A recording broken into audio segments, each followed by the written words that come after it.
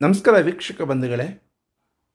ಬನಶಂಕರಿ ದೇವಾಲಯದ ಸ್ಥಿತಿ ಯಾವ ಮಟ್ಟಕ್ಕೆ ಇಳಿದಿದೆ ಅಂದರೆ, ಸಾಮೂಹಿಕ ಮದುವೆ ಮಾಡ್ತೀವಿ ಅಂತೇಳಿ ಕಳೆದ 27 ವರ್ಷಗಳಿಂದ ಅರ್ಜಿ ಹಾಕ್ತಾ ಬಲವಂತವಾಗಿ ಮದುವೆ ಮಾಡುವ ನೆಪದಲ್ಲಿ ಸಾರ್ವಜನಿಕರಿಂದ ಹಣವನ್ನು ಸಂಗ್ರಹ ಮಾಡ್ತಿದ್ದಾರೆ. ಮುಜರಾಯಿ ಇಲಾಖೆಯಲ್ಲಿ ಪರ್ಮಿಷನ್ ತಗೊಳ್ಳುವ ನೆಪದಲ್ಲಿ ಕಳೆದ 5-6 ವರ್ಷಗಳಿಂದ ಪರ್ಮಿಷನ್ ಕೊಡದೆ ಇದು ಕೊನೆಯ ಬಾರಿ, ಮುಂದಿನ ವರ್ಷ ಅರ್ಜಿ ಕೂಡ ಹಾಕಬಾರ್ದು ಅಂತ ಕಂಡೀಷನ್ ಮಾಡ್ತಾ ಬಂದಿದೆ. ಬನಶಂಕರಿ ದೇವಾಲಯದ ಕಾರ್ಯನಿರ್ವಾಹಕ ಅಧಿಕಾರಿ ಮತ್ತು ಸಮಿತಿಗೆ ಧೋಖಾ ಮಾಡ್ಬೋದು, ಆದರೆ DC ಆಫೀಸ್ ಇರ್ಬೋದು, ಆಯುಕ್ತರ ಕಚೇರಿ ಇರ್ಬೋದು, ಅಲ್ಲೇ ಅಷ್ಟು ಸುಲಭವಾಗಿ ಪರ್ಮಿಷನ್ ತಗೊಳ್ಳೋದಕ್ಕೆ ಸಾಧ್ಯ ಇಲ್ಲ.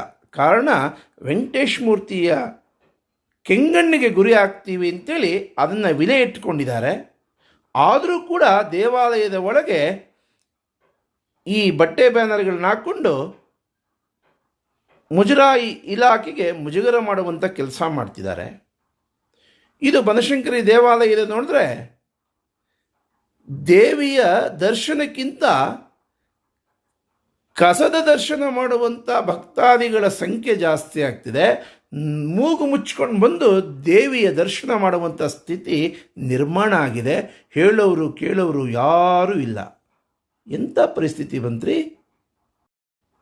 ADC ಅವರಿರ್ಬೋದು, DC ಅವರಿರ್ಬೋದು, ಮಾನ್ಯ ಆಯುಕ್ತರಿರ್ಬೋದು, ಇದ್ರ ಬಗ್ಗೆ ಗಮನ ಕೊಡಬೇಕು. ಬನಶಂಕರಿ ದೇವಾಲಯದಲ್ಲಿ ವ್ಯವಸ್ಥೆ ದಿನೇ ದಿನೇ ಕ್ಷೀಣವಾಗ್ತಿದೆ. ಕಾರ್ಯನಿರ್ವಾಹಕ ಅಧಿಕಾರಿಗಳು ಅವರ ಅನುಕೂಲಕ್ಕೆ ತಕ್ಕ ಹಾಗೆ ಕೆಲಸ ಮಾಡ್ತಿದ್ದಾರೆ. ದೇವಿಯ ಸ್ಥಿತಿ ಚಿಂತಾಜನಕವಾಗಿದೆ. ಈ ಪಾಪದಲ್ಲಿ ಇನ್ವಾಲ್ವ್ ಆಗಿರುವಂಥ ನಿಮ್ಗೆ ಯಾರಿಗೂ ಭಗವಂತ ಒಳ್ಳೇದು ಮಾಡಲ್ಲ ಅನ್ನುವಂಥದ್ದು ಶತಸಿದ್ಧ ಜಗನ್ಮಾತೆಯ ಸಂಕಲ್ಪ ಕೂಡ ಆಗಿದೆ.